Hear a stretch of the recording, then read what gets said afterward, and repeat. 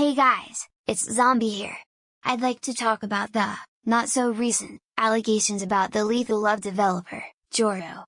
There hasn't been many videos on these allegations, so I decided to take it into my own hands and bring this situation to light. I'd like to give a special thanks to the following people who helped me with this project. Dooms_day, for helping me out with info about Joro, Yuri_DDLC_67615, for giving me the doc, and to whoever made the doc. Disclaimer: everything I talk about in this video is alleged. Please do not send any hate to anyone in this video. Also, all screenshots provided in this video are not mine. These have been taken from the doc, which I'll be linking in the description if anyone wants to check it out for themselves. Allegation number 1, theft and currency scamming. While Lethal Love was still under development, a lot of people contributed their OCS to the game. While these characters were added, the creators of these OCS received no credit whatsoever for them. Soon, Joro began selling hair assets that had belonged to someone else, initially intended as in-game currency but eventually sold for real money, and unfortunately the original creators received no compensation or recognition. When Joro was confronted by these creators, he responded by blocking them. From what I've gathered, blocking is a pretty common thing with him when confronted. Continuing on, when he was asked to remove or credit specific OCS, Joro responded with, "I won't remove anything, I'll add." Here are a few other characters he's refused to remove/give credit to, plus credits of the OCS. Number 1, Hanai, Rina, who belonged to a user named Mka, who is also the director of Functor Simulator. Number 2, Harumaki, who belongs to Nico/Nicole, who is the developer and project leader of Sakura Trees. Number 3, Stella, who belonged to Tsuki Sukiro. Number 4, Sakura Aika, Sakura Saito, who belongs to user Aniko Arts. Also, there has been a claim they are stolen assets from Yandere Simulator, like the killing animations. Yandere dev is in fact aware of this and does not like the fact his assets are stolen. Moving on to the ads in the game, there has been many complaints from players about the ads in the ad blocker. Players complain that there is an abundance of ads. But, in order to get rid of these ads you have to pay for it. But players complain that ads persist even after purchasing the ad blocker. While some of these complaints have been addressed, many have also been completely ignored. A few have also stated that the game is unplayable because of the amount of the ads. This forces people into buying the no advertisement feature. Allegation number 2, discrimination towards the LGBTQ. Now, shifting from theft, we'll be talking about Joro's alleged homophobia. It's known that there is LGBTQ representation in Lethal Love, a relationship between two characters, known as Sakura Rina, the ship name. Although, you should know that Rina is not an original character of his. The character's actual name is Hanai, which I said a little bit about when talking about the act theft. Joro initially promised that Sakura Rina would have been an official queer relationship. Yet, in the canonical ending of when Rina confesses to Sakura, Sakura shamed Rina for liking her and bullied her for it. This leads Rina to snap and kill Sakura, ending and making Rina look like the evil one. I feel as if this ending wasn't necessary at all. I think it's very obvious the villainization of Rina almost directly correlates with her queerness. This pretty much indicates the creator's homophobia, which we'll also be getting in very soon. After the backlash of that ending in the Discord server, Joro added an alternative ending in which Sakura accepts Rina's confession.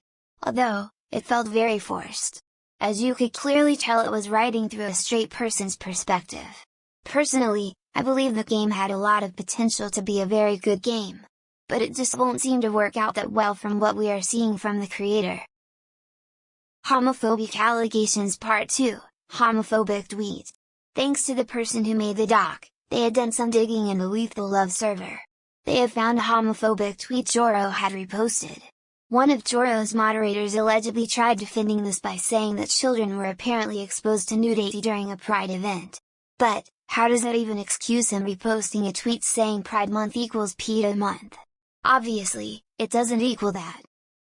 Joro proceeded to repost another tweet, saying that the exposure was, quote, child abuse. Yet, there is little to no proof about there being any proof/evidence that there was even any nudity at this event. Once again, we have another follow-up tweet from Joro, reposting the tweet which said that Trump had said, "God only created two genders," which Joro responded/commented W, meaning he was this as a positive thing. Homophobia allegation part 3, alleged homophobic bio. Now this is a short little section of this allegation. The screenshot provided could really mean anything, but it is kinda convenient for him to change his bio to its shitty month as it was Pride Month. Seeing from the previous tweets we looked over, it sure does add up. But please don't assume this means he was talking about Pride Month specifically until we know it's official. Allegation number 3, discrimination towards Islam and affiliations with racists. These screenshots that are on the screen now are from what seems to be a now deleted video that Joro uploaded. This video depicted what looked like a Muslim girl being bombed. This screenshot is a racist comment made by a developer who goes by the name Gravity. Once the comment was made, Gravity left the server, but then proceeded to join a little bit afterwards. It's speculated that Gravity and Joro may be collaborating once more.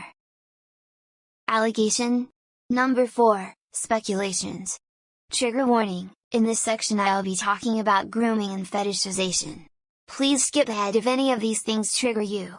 Fetishization, as we've gone over, we can definitely see his views on the LGBTQ community. Although, he treats lesbians differently, almost as if they're more acceptable than others in the LGBTQ community. This view can be directly linked with fetishized content. There isn't much proof of this, he very clearly doesn't hide his views of the community. Unfortunately, it's very common that lesbians are sexualized/fetishized. And, of course, Joro is speculated to be those kinds of people. An example of this would be how he reposted this WLWDDLC fan art, and tried implementing it into his game in a twisted manner. Grooming, I found it to be extensive concerning that some of his closest members/moderators are 6 to 7 years younger than him. One is allegedly 12. The head moderator is 13. A trial moderator is 13. A regular mod is 13. And another regular mod is 16. Now, this wouldn't necessarily concerning, if he wasn't an almost 20-year-old man connecting and communicating with minors. Personally, I believe it's not wrong for adults and minors to be friends, but it is strange that the closest members in his community are a distance away in age. Let's also not forget the major maturity gap. Shifting from his connections with minors, let's move on to the game itself. The game takes place in a high school, meaning all the students are probably minors. So tell me why there's an option to see up the skirts of the students? If you look at his official videos, you can see almost has a camera angle to see up the skirt of the character. Which, as I'm showing currently, the character you play as is confirmed to be 16 years old. I think it's very concerning and suspicious that he is a grown man, his community is mostly minors, and he's exposing them to stuff like this. If we go back to the homophobic allegations, remember how I said one of Joro's mods defended his homophobic tweet? Well, this mod is in fact a minor, a 13-year-old girl who was quick to defend Joro's actions. This was his head mod and previous voice actor for Kyoko. Joro is more than old enough to know that talking to a girl this age is highly inappropriate, not matter what situation it is. While the intentions may have been pure, there is still no reason to be having conversations with a minor where people can't verify if it's appropriate. Especially given the maturity gap he and the child have. The concern of having moderators that were minors had been brought to Joro's attention, but unfortunately he dismissed it. Screenshots provided by Rocket, a former moderator. Screenshots server members submitted of him saying what could be inappropriate to minors.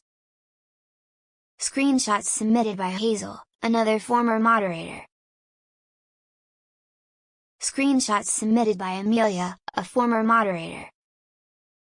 These screenshots are to be kept in mind because Amelia is a minor, and Joro had actively went out of his way to bond with her, asking personal information such as her Instagram, knowing she is a child. Please remember that none of this is anyone's fault. Once again, do not send any hate to anyone I talk about in this video. Screenshots submitted by a former moderator, they didn't want to be associated with this situation that much. Allegation number 4, AI usage. While there are only a few scripts in the game, the interaction between characters seems very inhuman and poorly written. The writing style is very similar to something ChatGPT would generate. While this is just alleged, it seems most likely it's true, seeing most of Joro's ideas and creations are very unoriginal. Statements made by Joro. As most of you are likely aware, Joro has released several statements, some of them he had deleted. His actions have only further incriminated himself. He is acknowledged using AI, while also denying other allegations. On the same day, he removed these statements and had made a new one. He was also attempting to use this situation as leverage for profit. Please, I beg of you, do not buy anything from him / support him. He hasn't done much / anything so far, but has been very disrespectful and demeaning towards the individuals involved in the situation and has been putting the blame on everyone but himself. He's also been blaming his own mods for this situation. It's very immature and disgusting how he is saying this when his former members of his fan base and his current ones are mostly, if not all, minors. This behavior is very inappropriate. He could have handled this situation in so many different ways, but he decided to handle it like this. As we can see from the screenshots, a former artist for Joro had contacted him because of the recent allegations, kindly requesting for their art to be removed. Yet, Joro responded with insults, fat phobia, and hostility. Updates. Joro had made updates to his game. Here's just a quick little thing of what it was about and what happened. He had added a censorship for under the skirts of the students. While this is an improvement, the skirts are still short and still reveal way too much when the characters run. As we talked about earlier, it raises concerns since his characters are minors around 16 years old. Going back to OC theft, Joro has taken Bleeding Fever's OC and just changed the last name from Feveru to Hazama. And as anyone would be, Bleeding Fever is reasonably upset about this. Hanai, also known as Rena, is still also a part of the game. And yet, despite all these updates, Joro still has yet to respond to these allegations. And the change they did make to the game just further worsened his situation. His theft of Aku's character only further worsens his theft allegations, and the blurring of underneath skirts also worsens his pedo allegations. Unconfirmed. Now, this is unconfirmed, but Joro has used at least 3 songs made by Chill Peach, and they do allow users to use their music under their copyright conditions. It is unknown if Joro has stolen this music, and hasn't given any credits to the creator of the music. From playing the game, it seems like there's no credits to Chill Peach. Well, that about wraps it up. If there are any new statements by Joro or anything new comes out, I'll be sure to make a video on it. I'll leave links to the doc and to Chill Peach's music.